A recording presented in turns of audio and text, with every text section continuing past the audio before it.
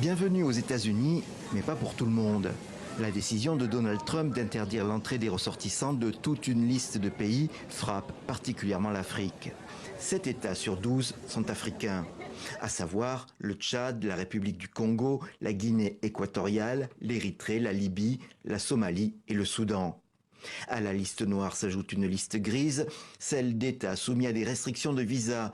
Pour l'Afrique, il s'agit de la Sierra Leone, du Burundi et du Togo. Nous ne laisserons pas ceux qui veulent nous faire du mal entrer dans notre pays et rien ne nous empêchera d'assurer la sécurité de l'Amérique. Si des motifs de sécurité sont invoqués, rien n'explique par contre le choix de certains États et pas d'autres. Le suspect dans la récente attaque terroriste à Boulder, Colorado, est égyptien. Mais à ce stade, l'Égypte n'est pas inquiétée. En Afrique comme ailleurs, la décision a surpris. Et pour le moment, la réaction la plus sèche vient du président tchadien.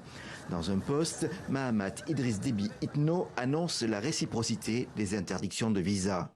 Le Tchad n'a ni des avions à offrir, ni des milliards de dollars à donner, mais le Tchad a sa dignité et sa fierté. La réaction est plus mesurée en République du Congo, où le ministre de la Communication annonce des discussions.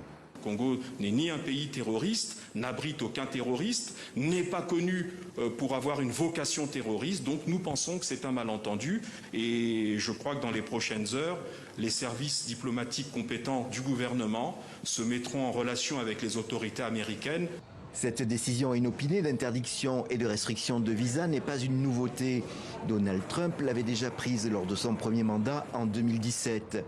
Elle a quand même des limites, alors que des milliers de sportifs sont attendus sur le territoire américain. Les footballeurs en 2026 pour la Coupe du Monde et des athlètes du monde entier pour les Jeux Olympiques en 2028, eux ne sont pas concernés.